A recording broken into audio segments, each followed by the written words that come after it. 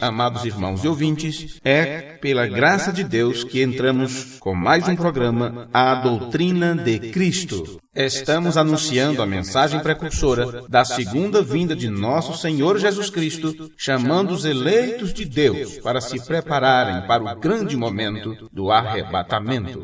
Avise a seus amigos, parentes, seus vizinhos, que o programa Doutrina de Cristo está no ar. Vamos estudar juntos a Palavra de Deus.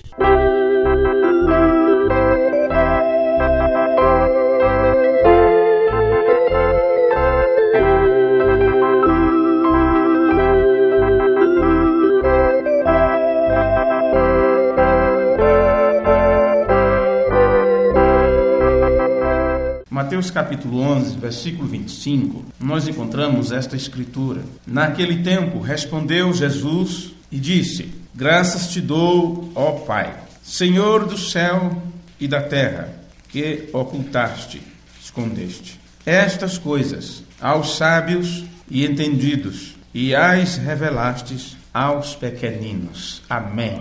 Amém.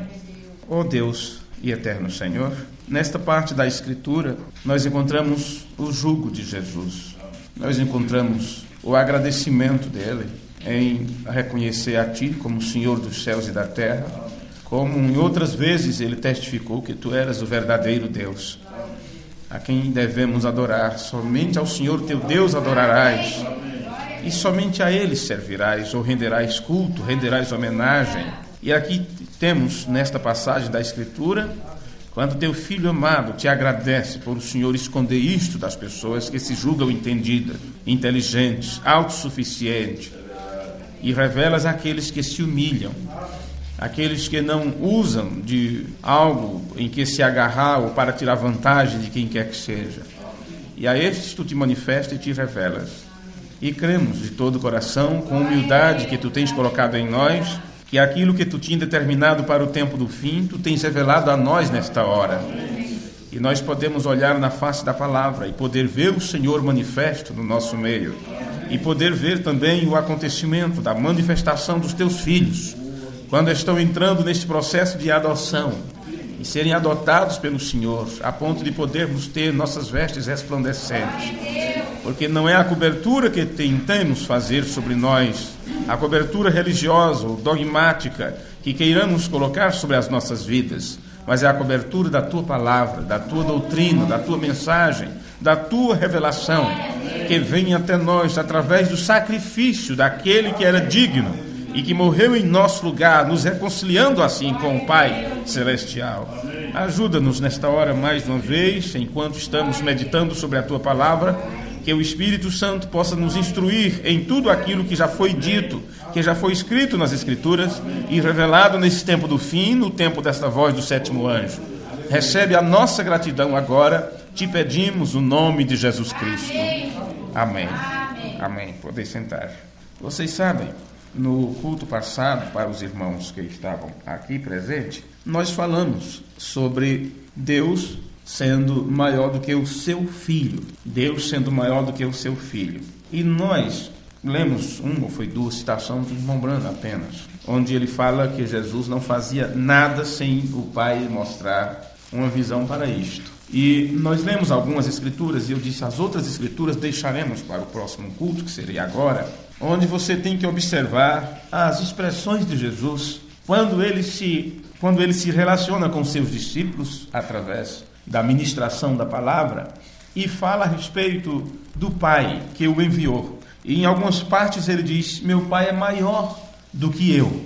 E eu concluí fazendo aquelas duas comparações entre os trinitários e os unicistas, mostrando o quanto que essas duas crenças estão erradas dentro das próprias palavras de Jesus. Porque os trinitários acreditam que o Pai, Filho e Espírito Santo são três indivíduos que compõem a divindade, e eles acreditam que esses três indivíduos são co-iguais e co-eternos. E nós apenas lembramos a vocês algumas coisas que o mensageiro de Deus disse a respeito disso. Porque se são co-iguais, como pode um ser maior do que outro? Se Jesus disse que o Pai é maior do que eu.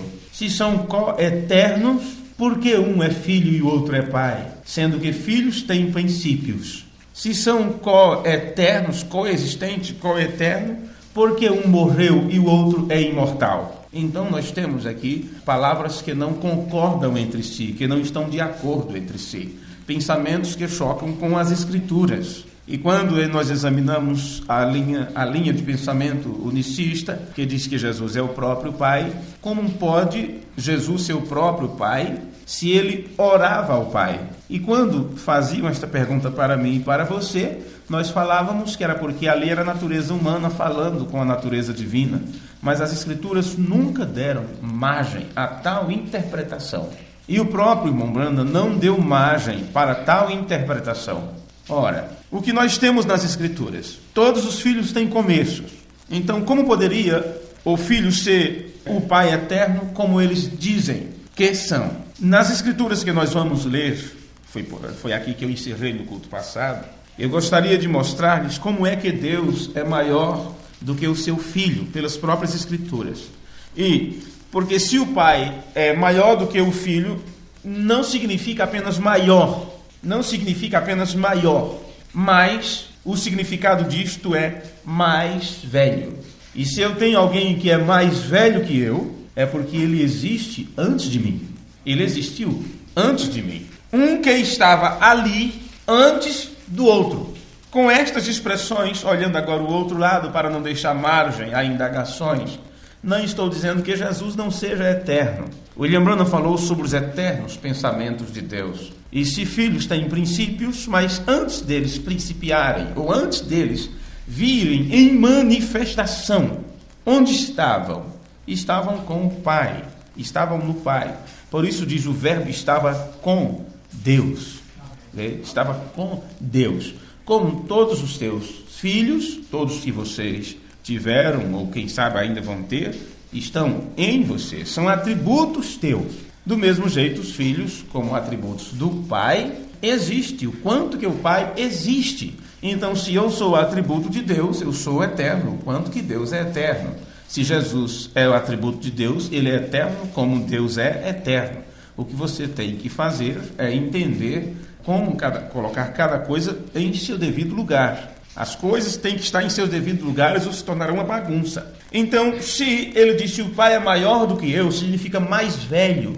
Esta palavra também dá este sentido. E significa que um estava ali antes do outro. Então, deve haver sinais nas Escrituras que falem desta relação entre Deus e seu Filho e que mostre o papel do Pai como sendo maior do que o seu Filho. Isso tem que estar nas Escrituras. Então, o ponto número 1 que nós temos que analisar é que fala de liderança. Liderança. Se tem um mais velho, e na expressão que você lê na sua Bíblia, maior, então você tem uma liderança, ou como o governador do barco, o que comanda o navio, o governador do navio. Então, o pai é a cabeça sobre o filho, é o cabeça. Se de fato o pai é maior do que o filho, como Jesus disse, então se ele é maior, ele tem que ser o cabeça, ou o que manda. E nós vemos esta escritura então, porque eu disse, tem que ter indícios na Bíblia sobre este relacionamento de Deus sendo maior do que o seu filho Jesus. E em 1 Coríntios capítulo 11, versículo 3, nós encontramos uma indicação muito forte disso. Muito forte disto aqui. Agora, é claro que este tipo de mensagem, esse tipo de ensino, não emociona, não te leva a arrepios. Depende em qual estágio de aprendizado você está. Nós tivemos no nosso país mais de 40 anos, podemos dizer, não sou ruim de fazer conta assim, né, sem pensar direito, mais de 40 anos de aprendizado e de ensino sobre os rudimentos da mensagem, de como deve ser o teu comportamento, de como deve ser o comportamento dos irmãos, de como deve ser o comportamento das irmãs. E eu penso que já tem sido suficiente para que as pessoas se vistam como cristãos, se comportem como cristãos e não tire nenhuma vantagem da posição em que está, do ensino que está tendo, só porque nós em todos os cultos não falamos sobre roupa, sobre calçado, sobre cabelo, sobre usos e costumes, e você achar que estamos relaxando nisso. Se você achar isso, ou quem achar isso está muito enganado, ou não está ainda no estágio de assumir seu papel como filho de Deus. Porque chega-se um momento que temos que pegar o filho pelo braço e esfregar a cara dele em cima daquilo que ele deva fazer. Mas tem um momento que você tem que olhar para ele e dizer assim: você não vai crescer não, rapaz? Você não vai crescer não? Quando é que você vai virar homem? Quando é que você vai se tornar adulto? Caso contrário, aquelas pessoas que usarão determinadas desculpas para viver de qualquer jeito, de qualquer forma, elas se enquadrarão naquele tipo de pessoas. Como há uns dias recebemos uma notícia, enviamos algumas fotos de um determinado lugar para uma determinada irmã de um outro país, e quando ela viu a foto da igreja, ela mandou uma pergunta dizendo: a maioria dessas mulheres são visitantes? São visitantes ou novas convertidas? Porque só pelas fotos que ela viu, a roupa dessas irmãs, o porte dessas irmãs não pareciam crente desta mensagem, que estão nessa mensagem há muito tempo. As saias foram encurtando, cabelo foram encurtando, joias e uso e aquela coisa toda, porque sabemos qual o mal de você usar um penduricalho no pescoço. Que mal você tem nisso? Que mal você tem em colocar uma correntinha no seu braço? Mas o que é que elas fazem? Aí elas deixam para usar isso justamente quando vêm para a igreja, se enfeitam todas, como se fosse normal. Quer viver normal como as pessoas do mundo? Vai para a Assembleia, porque lá já liberaram geral. Mas na igreja de Deus não existe esse liberamento, não, essa liberação, não é? Qualquer um que se engane, quem quiser que se engane. Não é vergonhoso? São visitantes essas pessoas? Aí você vai explicar o quê? Complicado, não é? Agora, se durante 40 anos de ensino, de 40 anos de aprendizado, e vocês conhecem as pregações que sempre tivemos, e o quanto que os pregadores têm batido nesta tecla, se isso não tem resolvido, nós vamos passar todo o tempo recitando as mesmas coisas e deixando de lado o que nós precisamos aprender? Então, o resultado, o que eu vejo que vai acontecer, é que muitos vão ficar para trás no aprendizado, porque vão ficar dormindo e vão se despertar tarde demais e não vai ter azeite suficiente para seguir adiante. Não vai ter azeite suficiente para seguir adiante. Entenda? Agora, estes que são levados aos empurrões, tem que estar batendo na mesma tecla, tem que estar dando croque, né, na cabeça, né? Tem que estar dando croque na cabeça para poder despertarem. Se eles dependerem disso para chegar lá, está ruim. Eles têm que entender que todos nós temos que chegar a um estágio onde não será força que te leva, não será força, nem violência de palavras, nem gritos, nem pulos, nem levar a igreja a um emocionalismo. Chega esse momento, você será como uma pena leve, onde qualquer sopro do Espírito te direciona para onde Ele quer te levar. Só isso, somente isso. Mas vamos continuar aqui. Se temos um cabeça, essa cabeça é para comandar, e se a cabeça é Deus, e Jesus se colocou abaixo desta cabeça, então quando estamos estudando sobre a doutrina de Cristo, o que estamos fazendo? Procurando os detalhes na palavra, na forma em como Jesus se submetia à vontade de seu Pai, se submetia a este que é o cabeça, a este que manda, e se deixava guiar por ele. Como o irmão Brana disse, a pomba guiou o cordeiro. Jesus subiu o monte, não é? O monte da tentação, para o seu período de oração, de jejum, 40 dias, e quando desceu de lá, o que o Pai disse para fazer, ele fez. Até quando chegou à cruz, tudo que o Pai disse para fazer, ele foi fazendo. Tudo. Até para ressuscitar Lázaro, nós lemos no culto passado, e talvez vamos repetir agora. O Pai disse: olha, sai daqui, só volta daqui a 4 dias, quando Lázaro estiver morto. Não faça nada antes disso. Vão te chamar, mas não atenda. Não atenda. Então, quando nós estudamos a doutrina de Cristo e mostramos escritura e citações de um profeta vindicado, e parece que estamos saindo daqueles antigos assuntos que você aprendeu no início, não pense que é desta forma. Não pense, porque ali te foi mostrado uma teoria, e aqui estamos mostrando na vida prática a própria vida que Jesus viveu, a qual nós devemos também viver. Amém. Veja, então eu disse que em 1 Coríntios capítulo 11, versículo 3, nós temos os indícios, um indício cabal sobre Jesus sendo menor do que seu Pai. Diz assim: mas quero que saibais, eu quero que você saiba disso, que Cristo é a cabeça de todo homem, e o homem a cabeça da mulher, e Deus a cabeça de Cristo. Vê que nós temos um acima de tudo e todos. Observe que Paulo disse: a cabeça de Cristo é Deus. É Deus. Portanto, nós podemos estabelecer que a liderança é o atributo número 1 que nos aponta Deus sendo maior do que seu filho. Liderança. Ele está no topo.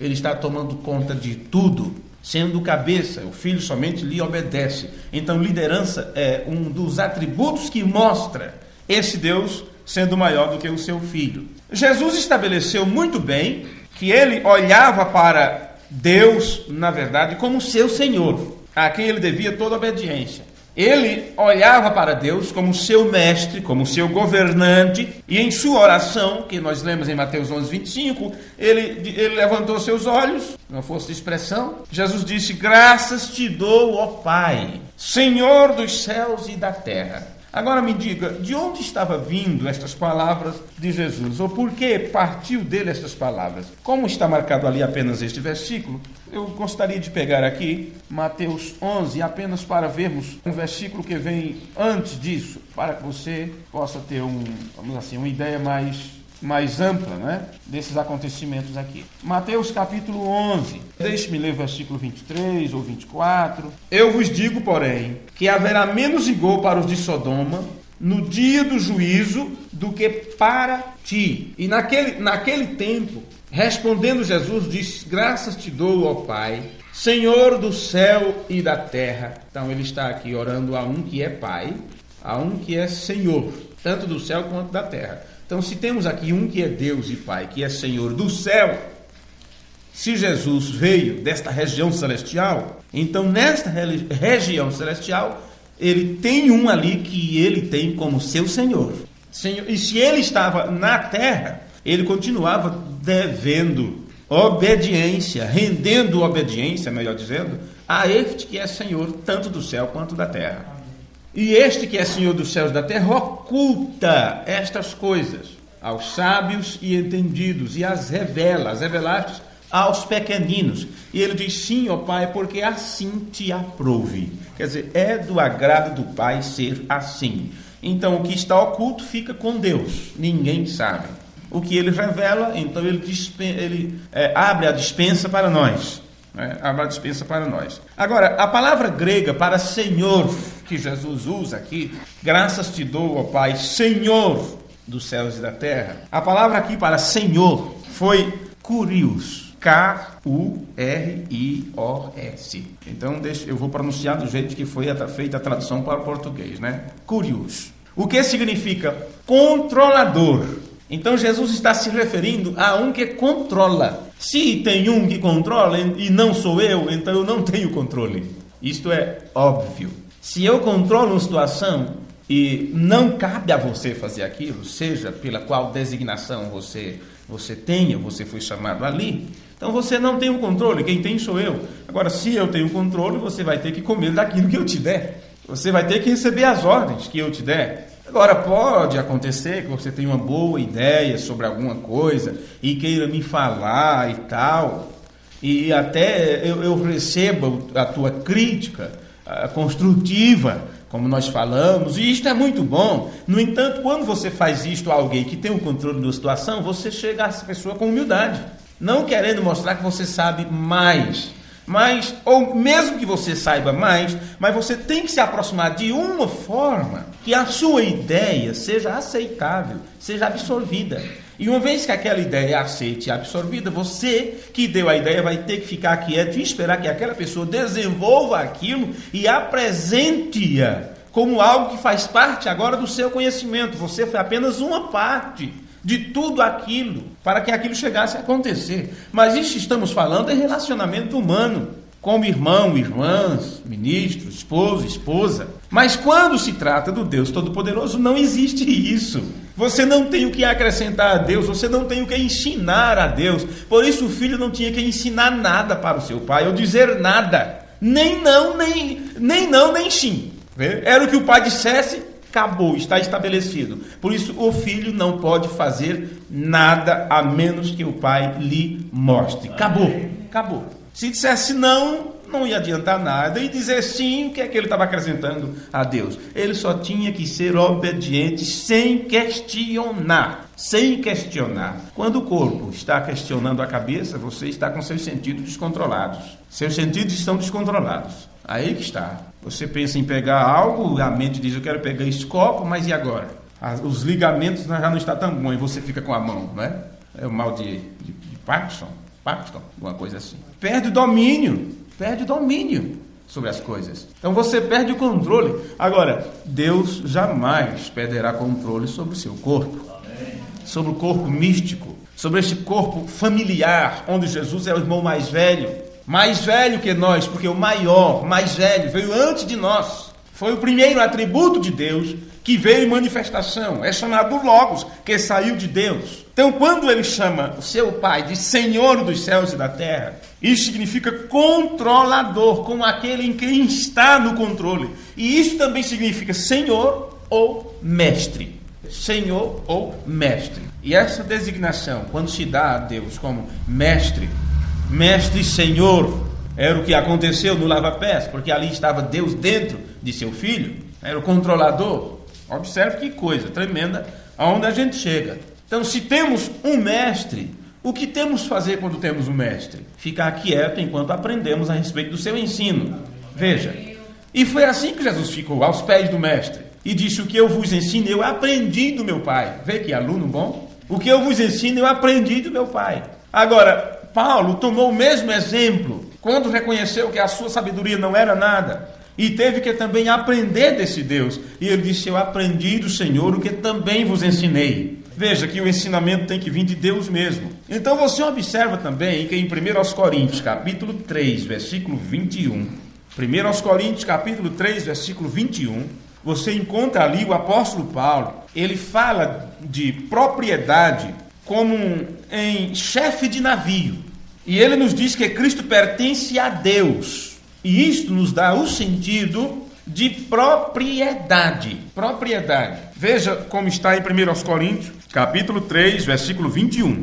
Portanto, ninguém se glorie nos homens, porque tudo é vosso. Seja Paulo, seja Apolo, seja Cefas, seja o mundo, seja a vida, seja a morte, seja o presente, seja o futuro. Você está lendo por vir, é isso? Ou está futuro aí, quem encontrou a escritura? Futuro, né? Futuro. Tudo é vosso. Veja, o passado passamos por ele, o futuro vamos passar por ele, estamos no presente, tudo é nosso, interagimos com tudo isso. Mas ele termina dizendo, e vós de Cristo.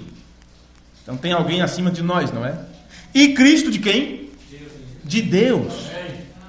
Então nós temos aqui toda uma estrutura, por isso que tem essa expressão chefe de navio. Você tem toda uma estrutura montada e tem um acima de todos como comandante, como controlador, como que dá ordem. Vê? E ai de quem tomar uma decisão sem falar ao comandante. Vê? Então termina o que? Cristo de Deus. O que isso significa? Isto quer dizer que se Cristo é de Deus ou pertence a Deus, então ele não é dono de si mesmo. Jesus não é dono de si mesmo. Ele é de Deus. Isto trata de possessão, isto trata de propriedade. Agora, se você é de Cristo, como disse Paulo, e vós todos de Cristo, se você é de Cristo, então também você não está suposto a ser dono de si mesmo. Você não pode ser dono de si próprio, porque nenhum homem é uma ilha em si mesmo. Nenhum homem é uma ilha em si mesmo. A ponto de dizer, eu sou eu me domino e eu me engabo e eu sou autossuficiente, eu sou isto, eu sou aquilo. É por isto que o Filho mostrou em sua própria vida que ele estava sujeito ao seu Pai em tudo. Você vê o que estamos aprendendo aqui? O que eu disse antes quando falei sobre usos e costumes? E quando estamos tomando todo o nosso tempo para aprender sobre a doutrina de Cristo, não é que estas coisas deixamos de lado? É que agora estamos mostrando a prática disso, porque é muito bom você mostrar a teoria. Temos que ver como levar isso para a vida prática. E a vida prática de um cristão, de um verdadeiro cristianismo, é olhar a praticidade de Jesus, como ele praticou o cristianismo, como ele praticou a sua obediência, o seu estado de filiação. Veja, se ele é de Deus, ele pertence a Deus. Agora, se você é de Cristo, você não pertence a você. Então você não tem domínio sobre si próprio. E então o Filho nos mostrou em sua própria vida como é que ele estava sujeito ao seu Pai em tudo. Então nós temos o número 1 que trata de liderança. Um que lidera, que controla, que é mestre, que é senhor, que é dominador. Então com isso nós chegamos ao segundo ponto. Se temos um que é o controlador, dominador, senhor, mestre, todas as designações possíveis que podemos encontrar no nosso vocabulário humano, isso nos leva ao ponto número 2, que é sujeição. Porque se nós temos um que é o controlador, mas nós temos outro que não se sujeita, o que acontece? Aí Paulo disse, então, este que não se submete não é filho, é um bastardo. Não é assim que Paulo fala? Amém. É um bastardo. Porque qual filho que não reconhece o seu pai, qual filho que não obedece ao seu pai, não é? E que não chega junto na hora da correção e assim sucessivamente? Veja que isso está tudo conectado com as Escrituras. Nós temos então nesta linha de pensamento, onde mostra que Deus, sendo maior do que seu filho, e por isso o filho o pertence a ele o controla. E este filho deu um exemplo de como ser guiado e controlado por este pai, para que todos os outros filhos não se desviem desta mesma linha, ou provarão que não são desta geração, que não são dessa descendência. Então agora nós temos o ponto número 2, sujeição. Pois, se o pai é maior do que o seu filho, o filho deve estar sujeito ao seu pai em tudo. O filho, não estou tratando apenas do Filho de Deus. Ele foi o exemplo para todos nós que nos auto-intitulamos filhos de Deus, não é? Ou que cremos que aquelas escrituras se cumprem em nós, vós sois filhos, meus filhos, e assim sucessivamente. Então vamos olhar para a sujeição por alguns minutos, porque é muito bom você dizer que é filho de Deus, crer que é filho de Deus, mas quando chega no momento da sujeição, você fica dizendo, e a minha vontade? E os meus desejos? E o meu querer? E os meus sonhos? E minhas fantasias? E o que eu gosto? E o que eu quero alcançar? Ok, então vai alcançar. Vai alcançar. O que você daria em troca de sua alma? Ou por resgate de sua alma? O que te adianta ganhar o mundo inteiro e perder tua alma? Vamos olhar para a sujeição por alguns minutos. Como um dos atributos do pai ser maior do que seu filho e seus filhos. E ao se submeter ao pai, coloca o filho em um papel subserviente ao pai. E é isto que as pessoas não querem, é isto que nossa carne reluta, é ser subserviente, abaixo de servo. Agora, esta palavra subserviente significa subordinado na posição ou função. Então você tem uma função no reino de Deus. Você tem um ministério, como esposo, como esposa, filho, filha, como ovelha, seja o que for. Você tem uma função e está numa posição, porque nós temos que estar em posição e temos que saber qual é a nossa posição. Para começar, todo o livro de Josué fala disto. Como se coloca Israel em posição, depois de sair do Egito, se livrar da denominação, ter sido batizado em nome do Senhor Jesus, ter passado pelo deserto de experiência, pelo período de santificação, né? Então, e ainda tem isso, aí cruzou o Jordão, diz, o Espírito Santo está comigo, eu recebi o Espírito Santo, porque eu tenho a palavra, e assim vai. Ok, então do outro lado disto, terra prometida. Cruzou o Jordão, fez morrer a si mesmo, está em terra prometida, né? Está na linha do Espírito, uma vez está seguindo a palavra, ou seguindo na luz como ele na luz está. Ok, e o que acontece lá dentro da terra de Canaã?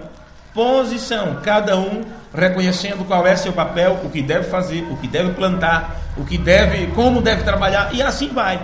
Não foi isso que Paulo fez? Posicionou toda a igreja primitiva dentro dos parâmetros estabelecidos por Deus desde o Antigo Testamento, posicionando ali a lei e a graça. É isto que faz o ministério quíntuplo, depois que vem um profeta vindicado e prega toda a mensagem que pregou e desvenda para nós a Bíblia de Gênesis e Apocalipse, porque o mistério de Deus foi revelado neste tempo da voz do sétimo anjo. Aí você tem todo este acervo de conhecimento. E o que fazer com tudo isto? Chega-se o momento então do ministério quíntuplo entrar em atuação e colocar a igreja em posição. Agora, para entrar em posição, você tem que aprender obediência. Você tem que aprender obediência. Porque se você não aprender a ser um filho, uma filha de Deus, obediente, você não se torna servo. Porque o filho obediente, ele está ali para servir. Que é que Jesus disse? eis aqui eu venho, ó Deus, para fazer a tua vontade. Veja, então a pessoa, quando ela se coloca em posição, ela está apta para servir dentro daquela função que ele ou ela foi chamada, dentro do corpo de Cristo. Agora, isto do lado espiritual, isto é algo tão tremendo, que por mais que preguemos sobre isto, apenas só vamos arranhar a superfície sobre isto. Mas se você pegar esta mesma coisa, se você aplicar este mesmo desenho, ou parâmetro, ou modelo, e aplicar isto em uma empresa, e dar um estudo desse para os funcionários, assim que ele diz, eu quero trabalhar, eu preciso, eu faço o que o senhor quiser, você trabalha com o quê? Não, o que a empresa tiver para mim eu quero, não é assim? Quanto você quer ganhar? A pessoa diz o que a empresa quiser me pagar, porque está com a boca, né, aberta, esperando cair alguns grãozinhos, coitado. Mas quando uma vez passa pela experiência, não é? Aquela pessoa obediente, sim senhor, sim senhora, e eu faço, não tem problema, não, eu fico mais uma hora ou duas, não tem problema nenhum. Depois, quando passa na experiência, está a carteira assinada, está registrado, já acha que tem dinheiro de recorrer na justiça. Ah, meu Deus, mas que funcionário ruim, que camaradas que dá trabalho, é chamado o quê? De nó cego. Você sabe o que é nó cego? Nó cego é complicado. Foi tempo quando eu fui, eu e o senhor Júlio ali fomos desamarrar umas cabras, tempo de chuva, você sabe, pega a cabra, aquelas cabritinhas e tal, leva para um determinado lugar e amarra ali para ela ficar empastando amarrada, né? E quando você dá o nó, tá aquele sol quente, tudo bem, e depois vem a chuva, e aquele nó incha. Aí começa a chuva e corre buscar as cabras, e uma berra para lá, outra berra para cá, e abala os dois. E a dele ele conseguiu desamarrar, e a minha, cadê? Por mais que eu fizesse, nada da corda. E vamos, ajuda, corre, que nó é? Eu disse, é o nó cego. O nó cego. E ele começou a xingar, põe um olho nele. Bora. Como é que eu vou pôr um olho no nó, né? Porque eu disse que o nó era cego, quer dizer, difícil de desatar. Aquilo a gente brincou muito tempo com isso, naquela agonia, e a chuva pesada. E é o nó cego. Às vezes tem que cortar a corda. Você não consegue desatar aquele nó. Se você tem uma faca, você já corta a corda, né? Então, alguns funcionários são assim. Pode estar... E cai tempestade, não sai do lugar.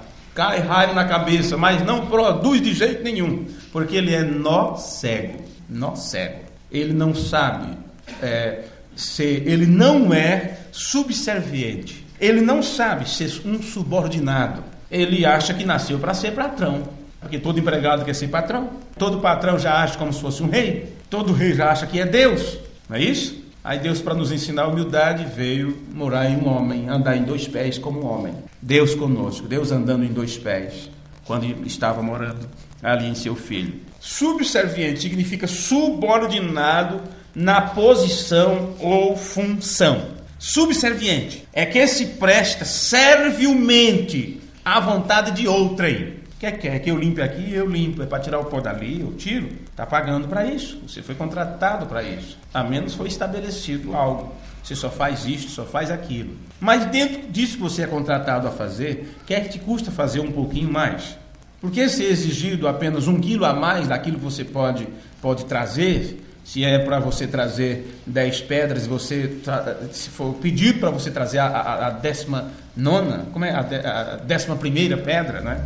Mais uma, qual o problema? Não vai te matar. Por que já reclamar? Por que já fazer cara feia? Você pode fazer bem feito e de tudo e ainda mais um pouco. Fazer mais um pouco do que aquilo que te é exigido. Sim, não pense que é somente por eu estou fazendo meu dever. Você não está fazendo nada do que é aquilo que você está suposto a fazer. Agora, o cristão, ele não está na terra para cumprir apenas seu dever. Ele está na terra para cumprir seu dever e além disso, inclusive, Jesus disse, é para andar 1 milha, ande 2. Ande 2. Ele estava nos ensinando como ser servos. Servos obedientes, subordinados, servilmente à vontade de outrem. Esta palavra subserviente também é demasiadamente condescendente. Condescendente. Servil. O que significa? Objetivamente submisso a alguém na sua função, ou servil como um servo, relacionado à servidão ou trabalho, uma pessoa útil como um meio, veja, servil, é isto. É uma pessoa útil como um meio. O que é que eu estou sendo aqui? Porque como eu poderei servi-los da melhor forma possível? Se eu me submeter ao que Deus exige e assim ser um meio através do qual a palavra possa chegar até vocês. Esse microfone, ele fica aqui quietinho, não reclama. Aperta-se o botão para ligar, ele não reclama. Aperta para desligar, ele não reclama. Ele é um meio. É isto é o que é servil. Está ali para servir. Servil é como um útil, como um meio ou instrumento, servindo para promover um fim. Então, tudo isso que estamos falando foi o que Jesus foi. Foi a posição que ele assumiu para fazer o trabalho que ele fez. A palavra subserviente vem de duas palavras. Sub, que quer dizer colocar-se abaixo de. Vê? Que às vezes nós erramos quando falamos sob e sobre, né? Sob, abaixo, sobre, acima. A palavra subserviente nos dá essa ideia. Sub, que quer dizer colocar-se abaixo de. E servo significa fazer um serviço para. Fazer um serviço para alguém. Como vemos Jesus que veio para servir a vontade do Pai. Toda a sua vida foi fazer a vontade do seu Pai. Então nós vemos esta relação entre o Pai e o Filho servo, o seu Filho sendo servo, como foi profetizado em Zacarias capítulo 3, versículo 8, onde Deus declara que ele trará meu renovo, meu servo e renovo. Agora, no Novo Testamento, nós vemos também em Mateus 12, que nós lemos Mateus 11, né? Em Mateus 12, versículo 9, se você quiser ler um pouquinho das Escrituras agora, já que eu disse que nesse culto leríamos algumas Escrituras, onde apresentaríamos isto. Então veja em Mateus capítulo 12, versículo 9, como está escrito. Você vai ver aqui que Jesus foi considerado servo de Deus. O servo de Deus. Na verdade, o livro de Marcos é o que mais apresenta Jesus como um servo, né? Creio que é o livro de Marcos. Mas veja, no livro de Mateus, capítulo 12, versículo 9. E partindo dali, chegou à sinagoga deles. E estava ali um homem que tinha uma das mãos encolhida, uma das mãos mirrada. E eles, para o acusarem, o interrogaram, dizendo: é lícito curar nos sábados? E Jesus lhes disse: qual dentre vós será o homem que tem essa capacidade, né? Que tendo uma ovelha, se num sábado ela cair numa cova, não lançará a mão dela e a levantará? Pois, quanto mais vale um homem do que uma ovelha? É por consequência lícito fazer bem nos sábados. Então disse aquele homem: estende a tua mão. E ele a estendeu, e ficou sã como a outra. E os fariseus, tendo saído, formaram conselho contra ele, para o matarem. Jesus, sabendo isso, retirou-se dali, e acompanharam-no grandes multidões. E ele curou a todas, e recomendava-lhes rigorosamente que não o descobrissem, para que se cumprisse o que fora dito pelo profeta Isaías, que diz: eis aqui o meu servo, que escolhi, o meu amado, em quem a minha alma se compraz. Porei sobre ele o meu espírito, e anunciará aos gentios o juízo. Não contenderá, nem clamará, nem alguém ouvirá pelas ruas a sua voz. Não esmagará a cana quebrada, e não apagará o morrão que fumega, até que faça triunfar o juízo, e no seu nome os gentios esperarão. Então aqui nessas escrituras nós temos o servo. Eis aqui o meu servo que escolhi. Novamente Jesus é chamado de servo em Filipenses 2, lá naquela carta de Paulo, não é? Você tem Gálatas, Efésios, Colossenses e Filipenses. Creio que é esta a ordem, Colossenses e Filipenses. No capítulo 2, versículo 1. Vamos ler esta escritura. Portanto, se há algum conforto em Cristo, se há alguma consolação de amor, se há alguma comunhão no Espírito, se há alguns entranháveis afetos e compaixões, completai o meu gozo para que sintais o mesmo, tendo o mesmo amor, o mesmo ânimo, sentindo a mesma coisa, nada façais por contenda ou por vanglória, mas por humildade, Cada um considera os outros superiores a si mesmo, não atende cada um para o que é propriamente seu, mas cada qual também para o que é dos outros, de sorte que haja em vós o mesmo sentimento que houve também em Cristo Jesus, que sendo em forma de Deus, nós estudamos isso aqui no outro culto, não é? Então vamos passar apenas lendo. Que sendo em forma de Deus, não teve por usurpação ser igual a Deus, mas fez de si mesmo, sem reputação, tomando a forma de servo, fazendo-se semelhante aos homens, e achado na forma de homem, humilhou-se a si mesmo, sendo obediente até a morte, e morte de cruz. Por isto também Deus o exaltou soberanamente. Aqui está falando de um que é filho, que mesmo sendo em forma de Deus, não usou isto como algo a que se aferrar, se apegar, mas humilhou-se, assumiu a forma de servo, tornou-se um homem, na forma de homem foi obediente à vontade do Pai, e este filho, o que o seu pai fez, Deus o exaltou soberanamente, e lhe deu um nome que é sobre todo nome, para que ao nome de Jesus se dobre o joelho dos que estão nos céus e na terra, e debaixo da terra. As pessoas dizem, mas escuta, não foi, então depois que Jesus venceu, foi ali que foi dado este nome que está acima de todo nome? Não, esse nome foi dado antes dele nascer. Antes dele nascer foi dado o nome. O anjo disse para Maria, chame-lhe o nome de Jesus. Nesta criança está o nome daquele que é Salvador. Jeová Salvador. Este é o nome que é maravilhoso. O nome que trata do conselheiro, que fala desse Deus forte. E assim sucessivamente. E toda língua confessa que Jesus Cristo é o Senhor, para a glória de Deus Pai. De sorte que, meus amados, assim como sempre obedecestes, vê aqui agora a obediência, submissão. Primeiro ponto que eu vos disse, em Deus tendo a primazia, ou sendo mais velho ou maior, o Pai maior do que eu, então você tem a autoridade que comanda, que lidera. E em segundo plano você tem os liderados, a começar pelo seu filho, os submissos, os subservientes. E estes aprendem a obedecer, nem que seja pelo sofrimento. Nem que seja pelo sofrimento. Jesus sofreu e a Bíblia diz, ele aprendeu a obediência por aquilo que ele padeceu. De sorte, meus amados, assim como sempre obedecestes, não só na minha presença, mas muito mais agora na minha ausência. Assim também operai a vossa salvação com temor e tremor, porque Deus é o que opera em vós, tanto querer como efetuar, segundo a sua boa vontade. Talvez você lê segundo o seu beneplácito, não sei. Fazei todas as coisas sem murmurações, porque eu vou te falar, viu? Eu já trabalhei com um camarada assim, oh meu Deus, olha, ele como ajudante meu, eu já chegava no serviço atrasado. Meu horário era meio complicado. 9 horas era que eu chegava. Eles já estavam lá me esperando. Ele cumpriu o horário, porque esse povo, eles cumprem o horário para poder não receber reclamação, né? Então, 7 horas estava ali, mas trabalhar nada. Trabalhar nada. Então, para pessoas assim, tantos faz, está no trabalho como em casa. Chega no pé de parede, começa a cochilar, pronto. Todo setor de serviço. Mas e a produção? Aí, quando começava a fazer uma massa, fazer alguma coisa, aí eu começava a tirar os pontos do piso, colocando granito, aquela coisa, daqui a pouco ele começava, isso vai dar uma mão de obra.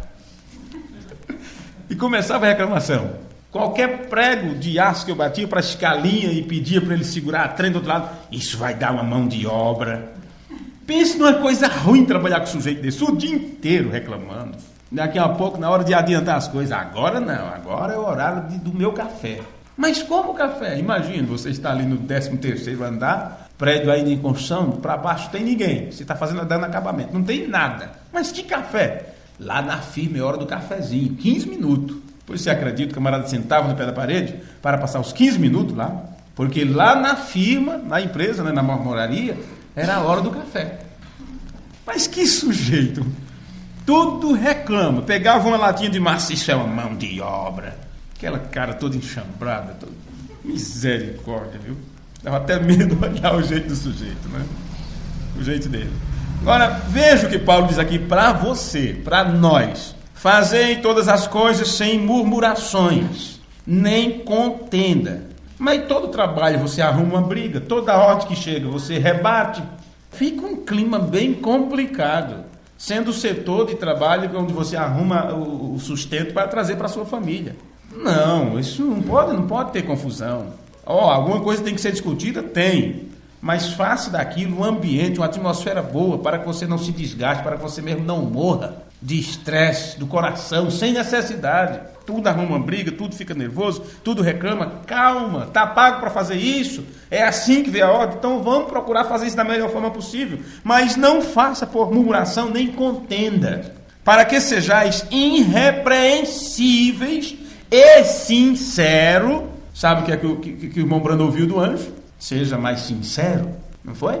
Irrepreensíveis e sinceros, filho de Deus, inculpáveis. Que haja culpa nos outros, que coloquem culpa nos outros. Em você não pode haver culpa. Senão, que tipo de carta lida é você? É uma responsabilidade muito grande, filho. Levar adiante o nome de Deus, viu? É uma responsabilidade muito grande. Levar adiante o nome que foi invocado em você no batismo. Pertencente à família de Deus. Tendo um Deus que sabe tudo, que governa tudo, comandando você. O mundo está caindo aos pedaços, mas você não pode estar na situação que está as pessoas em desespero. Você tem que estar em equilíbrio em qualquer situação. Porque Deus não escondeu o plano de você. Ele disse de onde você veio e disse para onde você vai. E assim sucessivamente. Inculpáveis. No meio, olha, eu nem li tudo, estou comentando que já está na frente já. Veja isso. No meio de uma geração corrompida e perversa. Agora, se formos estudar o que é essa perversidade e o que é essas pessoas corrompidas, você ia ver onde ia chegar. Para que no dia de Cristo, porque não é agora não, agora tudo passa, viu? Qualquer trambique que fizer agora passa batido. Mas vai vir um dia onde você vai ter que prestar conta, não é? Vai chegar um momento que você vai ter que prestar conta por todos os seus atos. Então é melhor que hoje procuremos andar da melhor forma possível. Amém. Não é? Para na hora de prestar conta não esteja uma soma desse tamanho, você diz, mas eu comprei fiado tudo isso? 1 quilinho a cada dia, você quer o quê? Você só comeu 1 quilinho de açúcar por cada vez que comprou, né? Um pãozinho aqui, outro ali, mas está somando. 30 dias é muita coisa. 30 dias é muita coisa. Não é assim que os vendedores, as vendedoras te enganam? Não, esse plano aí é um seguro que você vai pagar, não sei o que, vai ser descontado aí na sua conta, é só R$1 e pouquinho por dia. Ora, o que você faz com R$1 durante o dia? R$1,40. Ok, não dá para fazer nada, compra 2, 3 pãozinhos hoje, mas se eu juntar tudo no final do mês, é muita coisa. Some isso durante um ano. É por isso que pobre nunca tem nada, porque ele não se liga para fazer soma, para observar as coisas. Quem tem dinheiro sempre está com calculadora somando. Quanto é que tem isso de juros? É 0, quanto por cento? Ah, não, aquele negócio era só 0,25% das transações bancárias. Você sabe quantos milhões e milhões arrecadaram com aquela CPMF naquele tempo? Você não via nada. E quem brigou para sair aquilo não foram os pobres. Pobre não faz conta por 10 conto, por 20 conto, por 100 conto. Mas o rico faz conta sim. O rico faz conta sim. Agora, quando você olha para isso que eu estou falando, deixando finanças do lado, né? Imagine no dia de Cristo. No dia de Cristo. Para que no dia de Cristo possa gloriar-me de não ter corrido nem trabalhado em vão. Porque se tudo que você, vamos dizer assim, se tudo que você ganha, você já gastou aquilo antes, você vai sentir como? Mas para que eu trabalhei tanto? Para que eu me acabei tanto? Para onde foi o dinheiro? Para onde foi o dinheiro? Durante o tempo você estava gastando. Vou ganhar 10. E já gastou 12? Já gastou 12. E é assim que fazemos. Com as prestações fazemos. Um cartão de crédito, porque você não vê, né? O dinheiro não está saindo do teu bolso. E quando você pega o dinheirinho do bolso e conta a nota, parece que aquilo é meio difícil, né? Mas é uma facilidade muito grande que nessa era digital, você nem vê o dinheiro. Você nem vê o dinheiro entrar, nem vê o dinheiro sair. Só vê as contas chegar e tudo xizado em vermelho. Aí complica. Agora, se você aplicar isso no lado espiritual, não será diferente, gente. Não será diferente. Tem pessoas que estão absorvendo tudo agora, se beneficiando de tudo agora, e não está fazendo nada por isso, não está fazendo de acordo com o seu trabalho, com o seu salário espiritual, com o talento que foi lhe dado. Tem pessoas que estão esbanjando o que Deus colocou em suas mãos. Então, claro que vão ter que prestar conta um dia, e na hora de prestar conta, cadê? Eu te dei tanto, o que é que você fez com isso? E assim vai. E ainda que seja oferecido por libação sobre o sacrifício e serviço da vossa fé, folgo e me regozijo com todos vós. Então Paulo está dizendo, cuidado, não seja dessa forma, para que eu possa estar regozijando, quer dizer, tranquilo, com a consciência tranquila do que aquilo que eu ensinei, vocês então procuraram obedecer. E não obedecer somente na minha presença, mas também na minha ausência. Veja, na minha ausência. Agora, estamos em um tempo onde as coisas ficam tão difíceis e tão apertadas, que você nem pode mais pensar em ausência. Em ausência, estou sozinho, ninguém está vendo, e aquela coisa toda. Paulo disse, escuta aqui, rapaz, vocês me obedeceram na minha ausência. Aliás, na minha presença. Então, muito mais agora, obedeçam na minha ausência. Agora, quando chega nesse tempo, não existe para nós ausência. Estamos na realidade da presença. Amém. Estamos vivendo na realidade da presença de Deus. Então, como deve ser o nosso trato? Como deve ser a nossa vida? Se verdadeiramente cremos que estamos na presença desse Deus. É de pedir misericórdia, não é? É de sempre estarmos pedindo misericórdia. Mas vamos concluir já, porque já estou chegando a 1 hora que estou falando com vocês. Mas vemos a mensagem que Paulo estava tentando passar para nós aqui, de que Jesus, ele deixou de lado os seus próprios desejos, ele assumiu o papel de um servo e foi obediente ao Pai em tudo. Mesmo quando ele chegou ao momento de morrer na cruz, em obediência ao pedido do Pai dele, ele não titubeou. E no momento de angústia, quando ele disse, se fosse possível que isso não viesse sobre mim, mas em seguida ele já disse, não se faça a minha vontade, mas a tua. E Paulo diz que essa é a própria mente ou atitude de Cristo que Deus deseja de nós.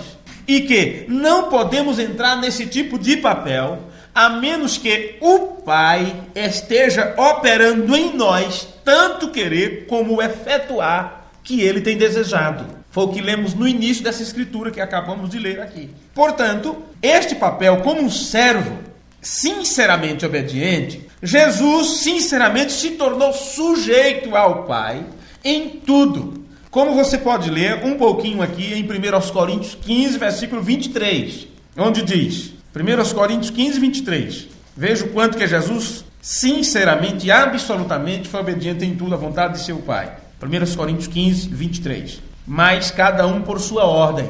Cristo, as primícias, depois os que são de Cristo na sua parúcia, ou na sua vinda. Depois virá o fim, quando tiver entregado o reino a Deus, ao Pai. Aqui eu estou vendo falando sobre Cristo, que é as primícias, o primeiro que ressuscitou, e estou vendo dizendo que virá o fim quando este filho tiver entregue o reino a Deus. E depois diz ao Pai, porque é um Deus que é Pai. Bendito Deus e Pai de nosso Senhor Jesus Cristo. E quando houver aniquilado todo o império e toda a potestade e força, porque convém que reine até que haja postos a todos os inimigos debaixo de seus pés. Ora, o último inimigo que há de ser aniquilado é a morte, porque todas as coisas sujeitou debaixo de seus pés. Mas quando diz que todas as coisas lhe estão sujeitas a Jesus, claro está que se excetua aquele que lhe sujeitou todas as coisas. Quer dizer, Deus que colocou todas as coisas debaixo dos pés de Jesus não está sujeito a Jesus, porque ele é o cabeça. E quando todas as coisas lhe estiverem sujeitas, então também o mesmo Filho se sujeitará àquele que todas as coisas lhe sujeitou, para que Deus seja tudo em todos. Amém. E o próprio Filho se submeterá ao Pai que lhe sujeitou todas as coisas. Você encontra isto, o irmão Brandão, na explicação de como será o trono alfa e ômega, não é?